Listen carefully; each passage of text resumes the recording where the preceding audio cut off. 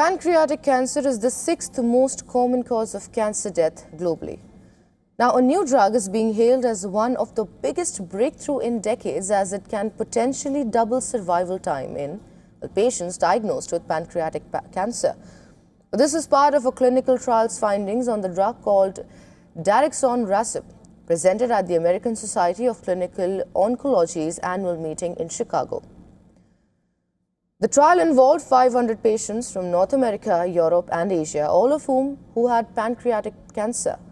Now, how is this drug effective? As per the research, it works by targeting a protein called KRAS that fuels the growth of all pancreatic cancers. As a result, patients who take this drug lived substantially longer, for an average of 13.2 months as compared to 6.6 months of patients who had chemotherapy. And this is not all. Apart from extending lives of patients, the drug taken once daily also caused fewer side effects as compared to chemotherapy. For instance, 43.6% of patients on Daraxonrasib experienced severe side effects, in contrast to 57.5% of those on chemotherapy. Now, why is this development significant? Pancreatic cancer is often detected late, as symptoms do not appear in early stages. Limited treatment is available, and more than half of people with pancreatic cancer die within 3 months of diagnosis. This form of cancer also has one of the highest recurrence rates. In another crucial breakthrough, researchers found that an injection of amivantamab shrank the tumors in over 1/3 of patients with head and neck cancer. Among the 102 persons who were administered with this jab across 11 countries as part of a clinical trial, tumor was completely eradicated in 15 patients.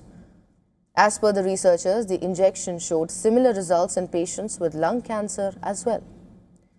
Amid this, a recent report has laid bare about how cancer will continue to remain a major health crisis across the world, both in terms of growing cases and manpower shortage. Well, as per a report published by Lancet Oncology, the situation is dire, with 1 in 3 cancers globally not being diagnosed at present.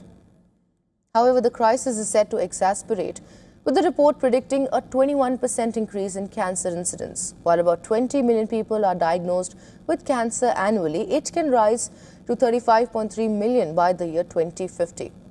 It also projects a shortfall of 100 million cancer care workers by 2050, which includes about 65 million nursing staff and 16 million diagnostic staff.